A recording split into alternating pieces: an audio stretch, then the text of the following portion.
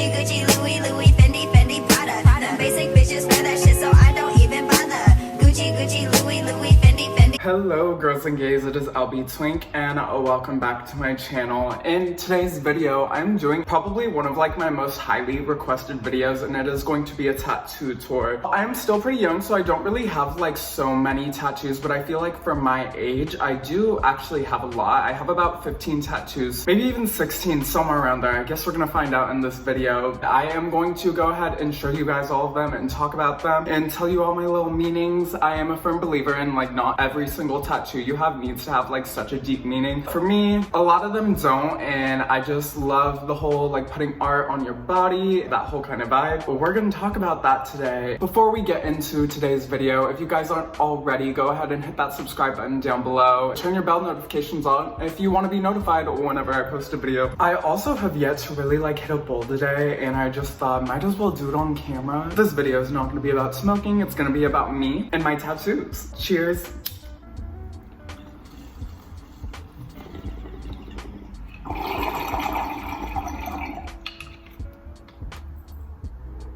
Another thing I want to talk about before I get into this video, I have had some merch for a while, like brand new merch ready to drop, but literally at the time I was gonna drop it, a pandemic started, so I didn't really end up dropping them. If that's something you guys would be interested in, let me know down in the comments below, because maybe we could do that in the next video. Without further ado, let's go into talking about my tattoos. I have a mixed collection of my tattoos. From my waist down, I have only stick and poke tattoos. So if you don't really know what stick and pokes are, literally just like a single needle and you kind of like jab point by point into the skin. Before I was 18 and I wasn't legally allowed to get a tattoo, I used to do these on myself. I have an old video that I gave myself a stick and poke on my leg for, so I'm actually gonna go ahead and link that also in the description. I think I did that for 4,000 subscribers. I'm just gonna start from like my foot up. The first tattoo that I'm going to go over is going to actually be on my ankle. Ooh, so right there you can see I have the words XOXO. Maybe you're seeing it OXOX. I put that on my foot because this was before I even like had my channel and I would really say, oh, XOXO LBtwink. I've just always said like XOXO bitch. That was a stick and poke that I did on myself, and I did that in my room at like age 17. That was an experience to say the least. The next collection of my tattoos that I have, I'm going to show you guys, but I'm also going to put a photo of it up on the screen. I do have like a gang of tattoos right there. You guys like how I'm in like a little matching set moment right now? Right here on my thigh, I do have a collection of stick and pokes that include the words subscribe, this little, I call it like an uwu face. I have a Zippo lighter, I have a camera, and a snake. In the order those ones got onto my leg, I did a camera. If you guys don't know, when I was under the age of 18, I was really into modeling. I think I talked about this a couple of videos ago. Modeling was like this super big passion that I had in high school, and it was something I thought I was gonna make a career for myself for, but that I ended up like really not liking after 3 years. I put a camera on there because a couple of years ago, I remember they were saying like, don't tattoo yourself, like tattoos like make you not a blank slate, blah blah blah. Bookings and just like tattoos really almost kind of being a problem in the modeling industry, which I see so many tattooed models now. So I think like we're now in an age where expressing individuality and putting art on your body is okay. But I did a camera just because I've always been a camera whore. I've always loved being in front of the camera. Now I do YouTube, so I'm still in front of a camera, so that tattoo is still relevant to me. It was a camera, I mean, you guys can see it in the photo. Kind of messed up on it, but you know what, individuality, like I said. Those things above it, the top and the bottom, I think I saw those in like a stick and poke eye. They're supposed to be eyelashes, but I thought they would be really cute accent marks. I really wanted to say I was the first bitch to tattoo myself, and I stand by that. Moving on from my leg, in the next order I did it, the Zippo lighter, and I did the Zippo lighter because a bitch loves to smoke. Been smoking for too long probably. I thought the lighter was also very relevant, and like it's a little Zippo lighter moment. It's super cute. The next one that we have on here that I think I did was the snake. I just did the snake because I thought it was gonna be cute. There's really no real meaning behind it. I used to remember I would follow these like girls on Tumblr, and they would always be stick and poking themselves, and I was like, that is what I am aspiring to like do. The next thing we have is a little sad uwu face. It's like a little emoticon, a kawaii face per se. I was really sad one day and I wanted to give myself some art on my body. I went ahead and turned that art into a little ooh face. It's not really the most perfect thing, as like any of my stick and pokes are like literally not perfect at all. I think it adds character, period. Next one we're going to talk about, which you guys have seen, the word subscribe. That was the one that I tattooed myself in a video for 4K. I was not being a smart boy and I was drinking like probably tequila and lemonade because like that's a reoccurring event in my life, and that's sad. Why did I do that when I was drunk? I do not know. I was just having fun. I think Francis had a friend in town and I just wanted to film something and I was like, I'm gonna tattoo myself for 4K. And so I did that. In the tattoo itself, the R is backwards.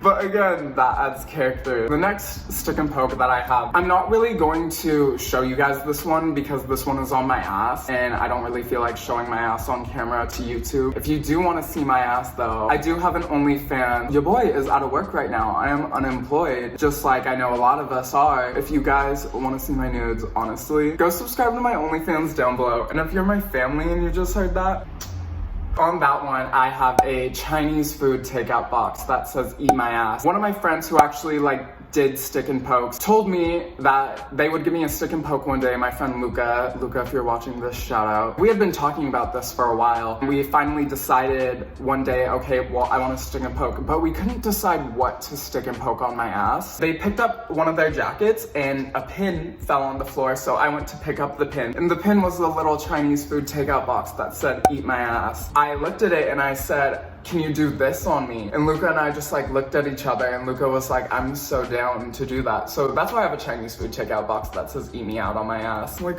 what? It's relevant though, so I stand by it. The next portion of tattoos I'm going to show you, I got done by one of my friends, Max. He works at this tattoo shop in Long Beach, Authentic Roots. He's done all my tattoos and there's just something about his line work that I am just so drawn to because I don't feel like ever in my life I'm going to get tattooed with color. I really just want like a monochromatic outliney moment. It's just like my style of tattoos kind of mixed with like certain aspects of like American traditional. He tattooed this little tattoo on my stomach and it says hard luck. It's a little skull with like a bow and arrow through it. I chose this out of his flash book. After I turned 18, I went through this phase, which is where most of my tattoos are from. It was very expensive and I just would spend willy-nilly and it ended up being like super expensive, so that's why I've like chilled out a whole bunch on tattoos. This one, again, like I said, chose out of his flash book. I thought it was just super cute, super grungy, fits my vibe. The next one that I'm going to talk about is going to be this piece on my arms. This piece was actually, I got it done 2 separate times. For a minute, I wanted to get a whole sleeve of like a mandala. I don't know if I'm ever gonna do that because the sleeve sounds expensive. Pretty content with it, so I'm not in any rush to go finish it. It wraps like all around my arm. Like, hi. This little triangle up here and around was the first part I got done. So this one, I remember the stencil took forever to get on. We're being very, very picky with the placement. This was my first tattoo that I got at an actual tattoo shop. We ended up extending the mandala up to my forearm. He actually, this upper top portion that you see on my arm right here, he freehanded this. Like he literally sat there, drew it on my arm with the pen, and then we went in and tattooed it. I'm like, let's appreciate the lines on here. After that, I guess I'm going to move on to what's on my hands, or at least this hand. I have this little rose that was a Friday the 13th tattoo. I actually got this at a swap meet along with this one on my finger. Oh my god, I actually think I lied to you guys. This one was not the first one I got done in a shop. There's this one. I have a little King of Spades moment with a crown on my hand and then a little cross above it. I've had to get like my finger tattoos touched up, I want to say 1 time. They've honestly stuck pretty well. I could probably go for a touch-up again. I'm just like not. I was going to LA with one of my friends. It was some random tattoo shop on Sunset Boulevard in Hollywood, and I actually have a friend who lives over by there now, so now whenever I've been to her place, I've been like, wow, I literally got my first tattoo like right near your house. The next one that I have are obviously, I have some eyeliner on my hand. 6 dots.